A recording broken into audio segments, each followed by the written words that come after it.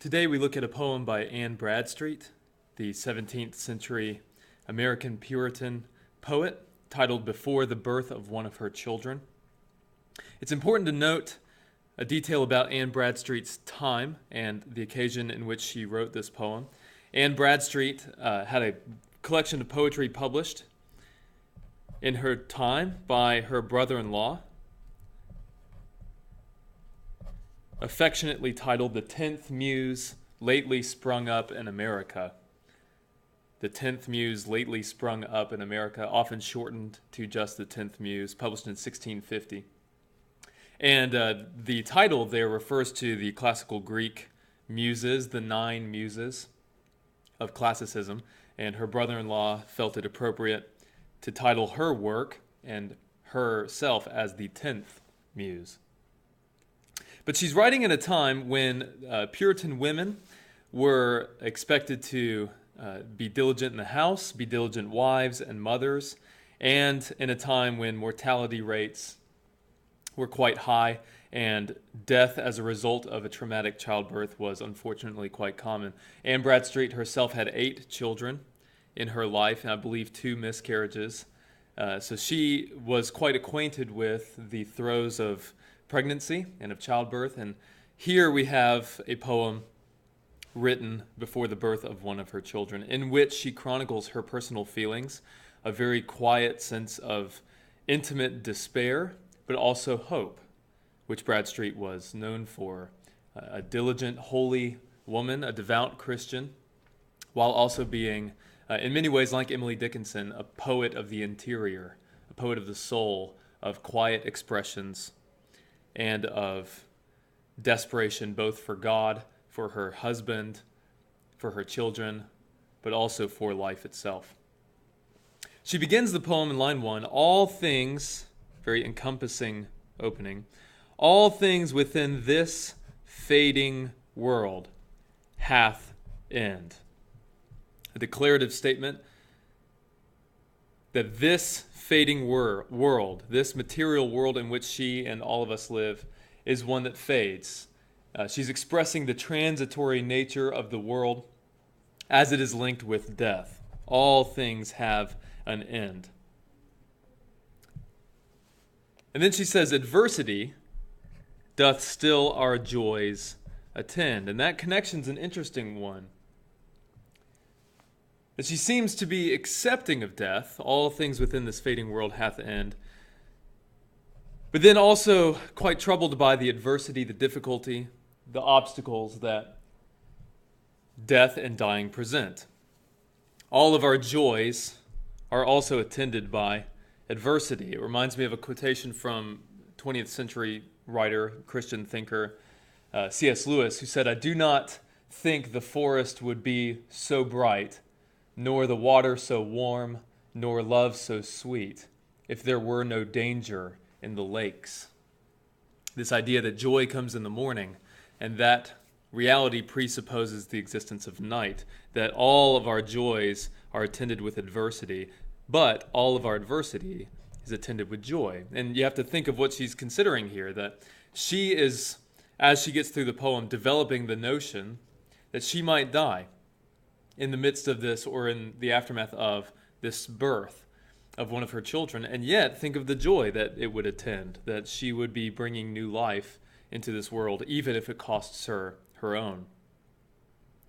She continues, no ties so strong, no friends so dear and sweet. You see these very total words, all and no. Her diction there is quite important.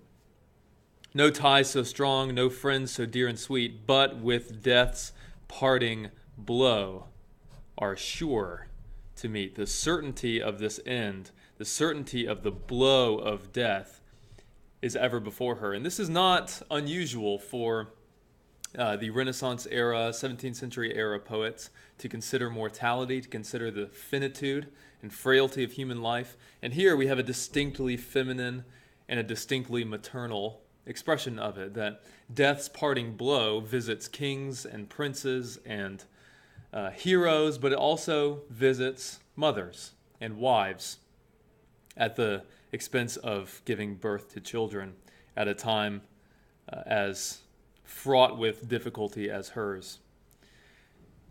Then she makes an interesting turn here at line 5. With death's parting blow, they're sure to meet. The sentence passed is most irrevocable. And here she's doing a quite interesting thing with this word sentence, with perhaps some dual meanings implied. The first is the sentence from God himself. Recollection of Genesis 3 with the fall of man. The sentence from God of death as a consequence or a payment or a result of the fall of man in the Garden of Eden, the sinfulness of man. Genesis 3:15 and 16 says, I will put enmity between you and the woman, and between your offspring and her offspring. This is God speaking to the serpent, cursing him. He shall bruise your head, and you shall bruise his heel. Then verse 16, to the woman he said, I will surely multiply your pain in childbearing. In pain you shall bring forth children. So the sentence passed, that God passed a sentence on women, and it is an irrevocable one. But also in a more literal sense,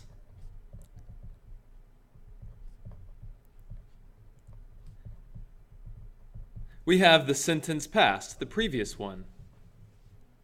No ties so strong, no friends so dear and sweet, but with death's parting blow are sure to meet. That single sentence passed is irrevocable. Death's parting blow and the certainty of it is irrevocable. And no tie is strong enough, no friend dear or sweet enough. That is a foreshadowing of how she will refer to her husband. Nothing can escape the sureness of death.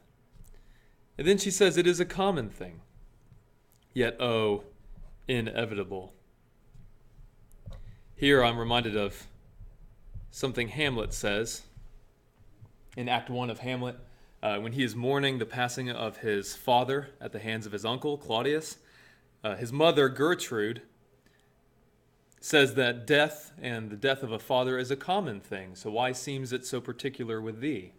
Why is Hamlet grieving so? And Hamlet rebukes her and responds quickly. He says, Aye, madam, it is common.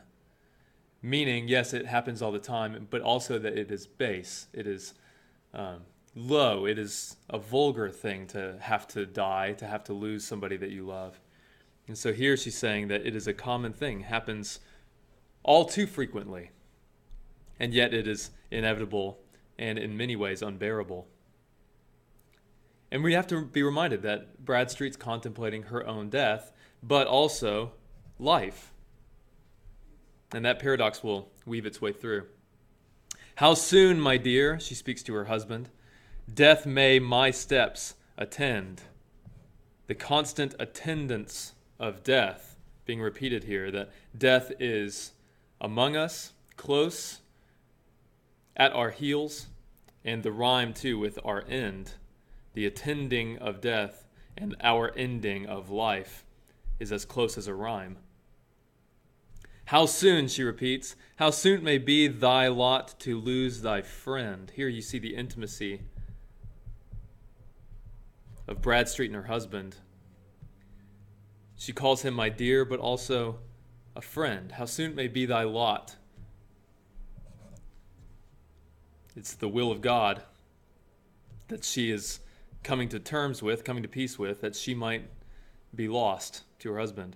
We both are ignorant, yet love bids me these farewell lines to recommend to thee. This is a benediction, a final statement before the birth of one of her children to her husband. That when the knot's untied that made us one, here she's speaking of the marriage knot, tying the knot, which remember, she says, no tie is so strong, back there in line 3. No friend. All right, so she references the knot that is not strong enough to sidestep death, and the friend that is not dear enough or sweet enough to sidestep death. that when the knot's untied that made us one, I may seem thine, who in effect am none. Later on, she'll mention her oblivious grave, this fear of being made nothing. That Bradstreet was a devout Christian. She believed very deeply in a personal God who loved her. And yet here she's facing perhaps the final moments of her life with a sense of fear, but also a sense of acceptance and peace. And if I see not half my days its due, if I die, what nature would, God grant to yours and you. So she recommends her lines, her farewell lines of poetry to her husband. She also recommends and grants the days that she was due that she did not experience to him, to their children, and to him. The many faults that well you know I have. Here's Bradstreet's humility. Her vices, her failings, the many faults that well you know. You see the intimacy of the marriage. The many faults that well you know I have, let be interred in my oblivious grave. Let them be forgotten.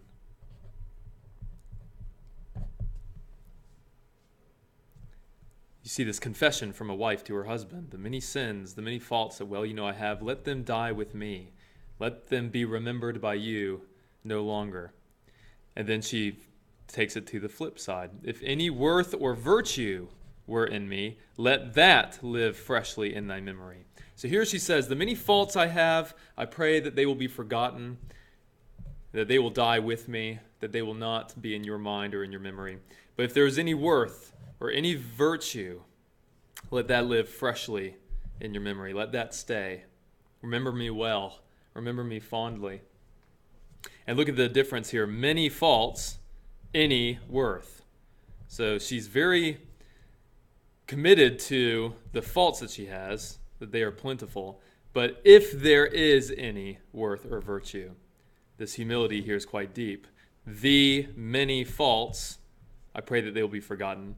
If any worth, I pray that they will be remembered. And when thou feelest no grief, as I no harms, when the pain of your grief passes, as will the pain of my physical experiences will pass, the distress of giving birth, that pain will pass, and insomuch her husband's grief shall pass.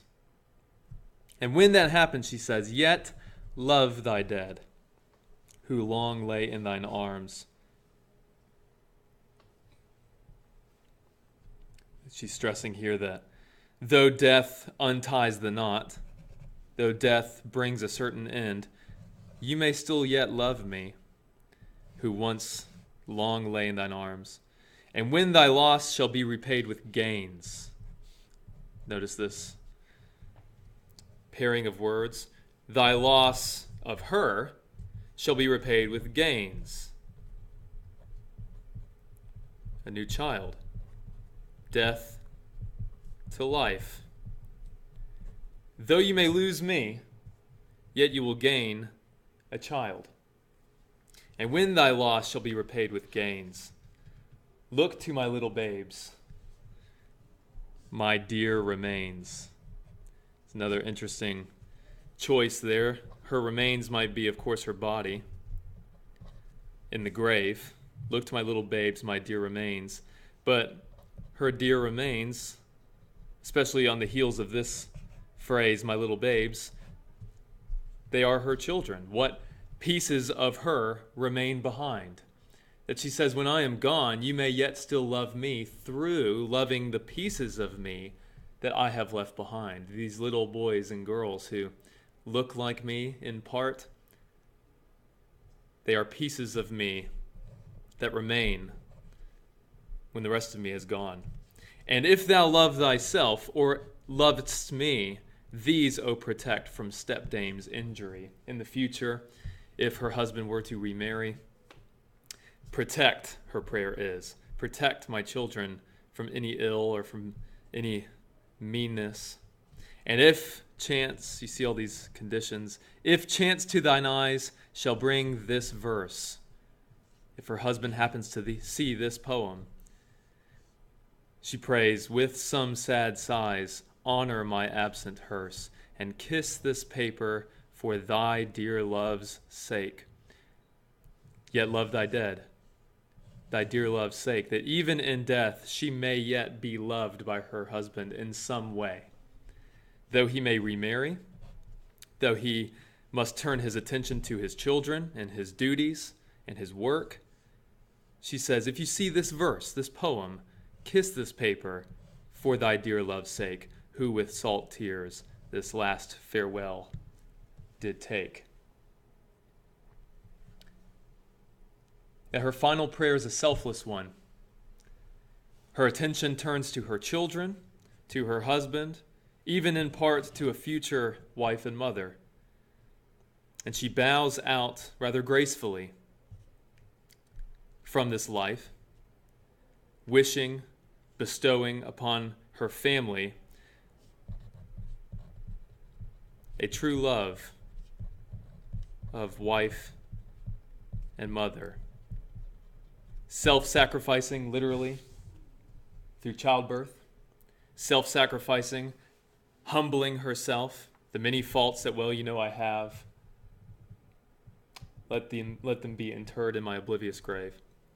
And we return to line 2. Adversity doth still our joys attend. Perhaps as the central theme of this poem, that for Bradstreet as a wife and as a mother, adversity doth still our joys attend. That joy must accompany adversity, and adversity must accompany joy.